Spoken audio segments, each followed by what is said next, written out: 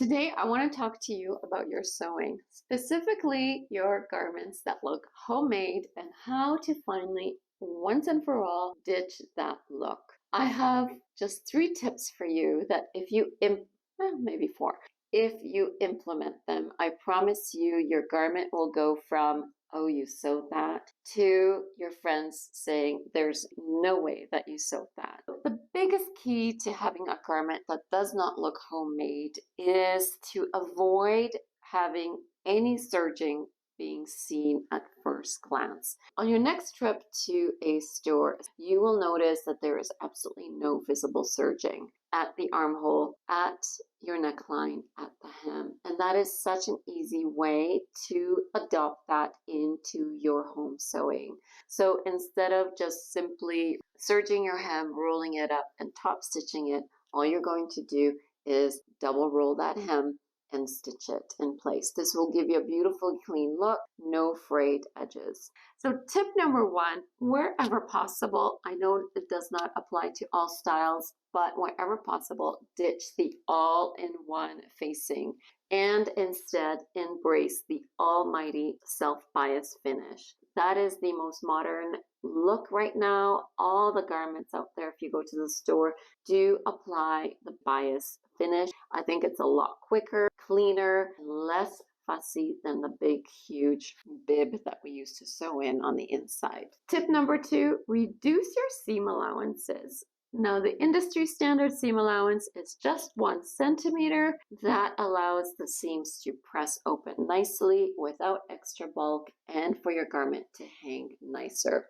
Yes, 5/8 seam allowances are sometimes our saviors, but once you love the fit, trim those seam allowances down. Now, once those seam allowances are trimmed, tip number 2, we do want to finish them. Nothing says like an inexpensive project or a home project with fraying seams.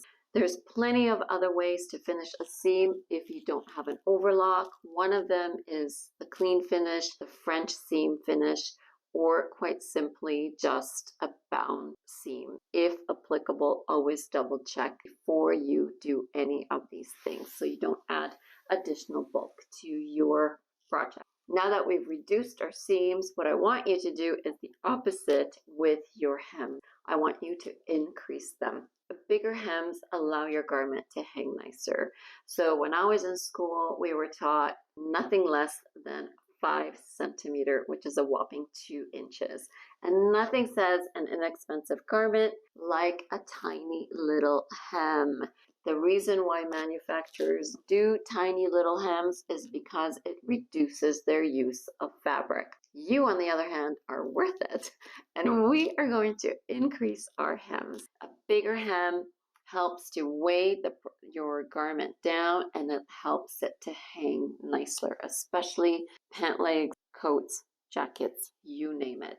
So big hems are a status symbol. Okay, keep that in mind. So we've increased our hems, reduced our seams. We're ditching the all-in-one facings. And my last tip is, whenever possible, include a little bit of tailoring. So think about your pant hems, the big ones that we've just increased. Whenever possible, do a blind hem on a project, whether it's, a skirt, a dress, especially jackets and coats. That use of blind hem just makes your garment look so much more elevated, so much more sophisticated than a big, huge top stitch around. Some garments obviously will look great with a top stitch, but pants, other than jeans, definitely do consider including the blind hem stitch in your projects to elevate them. Okay, that is it. Very short and sweet. There's things to also consider, like maybe using interfacing where possible, and do play with the weight of it, because nothing can ruin a project like the wrong weight of a fusible interfacing and makes the garment stiffer than it needs to be. So those are my 4.5 tips to take your home sewing from looking like home sewing to more of a professional look.